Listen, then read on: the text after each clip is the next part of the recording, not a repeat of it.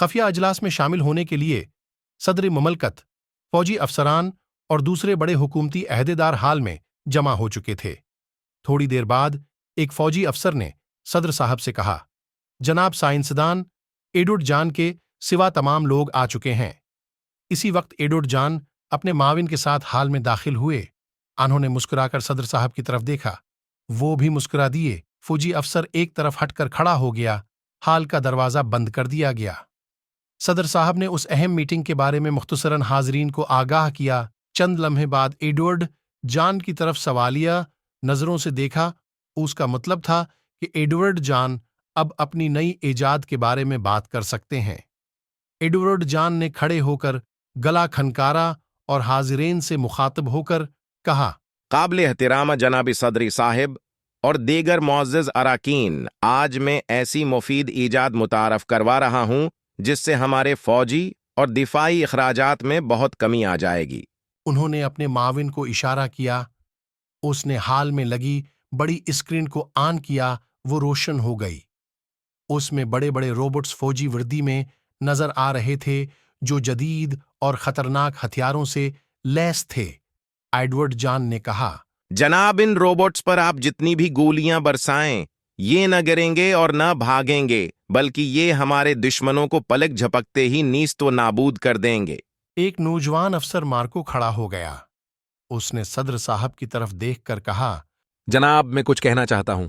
मोहतरम एडवर्ड जान, बेशक जदीद रोबोट्स बहुत शानदार हैं, मगर इस तरह हमारे जीते जागते फौजी सिपाही जो सोच समझकर फैसला भी कर सकते हैं, बेरोजगार नहीं हो जाएंगे।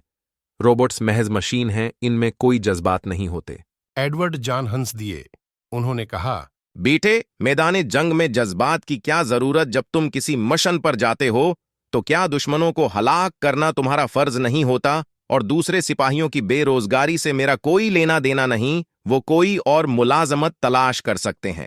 इससे पहले मार्को कुछ और कहता, सदर साहब ने इस बहस को रोकते हुए अजलास बर्खास्त करने का कहा और एडवर्ड जान को अपने पीछे आने का इशारा करके हाल से बाहर निकल गए। मार्को भी हाल से बाहर निकल गया। सदर साहब रुखसत हो रहे थे। उससे पहले एडवर्ड जान अपनी कार में बैठते, मार्को ने उन्हें मुखातिब किया। वो रख गए। मार्को ने कहा, क्या मैं कुछ देर आपसे बात कर सकता हूं? उन्होंने मुस्कुराकर कहा, क्या तुम मेरे ख्यालात बदलना चाहते हो? उन्हें भी यह खुश मिजाज नौजवान अच्छा लगता था। मार्को ने संजीदगी से कहा, नहीं, मैं आपको एक कहानी सुनाना चाहता हूं। एडवर्ड जान भी संजीदा हो गए। चलो, आज मैं तुम्हें अपने पसंदीदा रेस्टोरेंट लेकर चलता हूं, लंच इकट्ठे करते हैं। दोनों एडवर्ड जान की कार में ही रवाना हो गए। एडवर्ड जान ने खाने का ऑर्डर देने के बाद कहा, कहानी मुख्तसर होनी चाहिए, मैं बहुत मसरूफ हूं। मार्को ने कहा, जी जनाब, बहुत मुख्तसर। शायद आपको याद हो, चंद साल पहले हमारे हेड क्वार्टर पर अचानक दुश्मनों ने हमला कर दिया था। हमारे फौजी जवान चूक्स न होते तो बहुत नुकसान होता। फिर भी हमारे काफी सिपाही मारे गए। हमने भी फायरिंग करते हुए जंगल तक उनका पीछा किया। अचानक फायरिंग रुक गई। मैंने कुछ देर इंतजार किया और दरख्तों के पीछे से निकल आया। अचानक एक सनसनाती हुई गोली मेरे पीठ में लगी। मैं लड़खड़ा कर दरिया में जा गिरा। हाँ, मुझे इस वाकये की इतला मिली थी। फिर तुम 6 माह बाद सही सलामत वापस आ गए थे। तुमने बताया था कि तुम बहते हुए एक करीबी गांव में पहुंच गए थे। गांव में तुम्हारा इलाज हुआ और तुम ठीक होकर वापस आ गए। मार्को मुस्कुरा दिया और बोला, जनाब, आप बहुत बाखबर इंसान हैं। यकीना मैं बहोता हुआ दुश्मनों की सरहद के करीब एक गांव में पहुंच गया था। जब मुझे होश आया तो मेरे करीब एक बच्चा बैठा हुआ था। मुझे होश में आता देखकर वो खुशी से चीखा, दादी, अंकल को होश आ गया।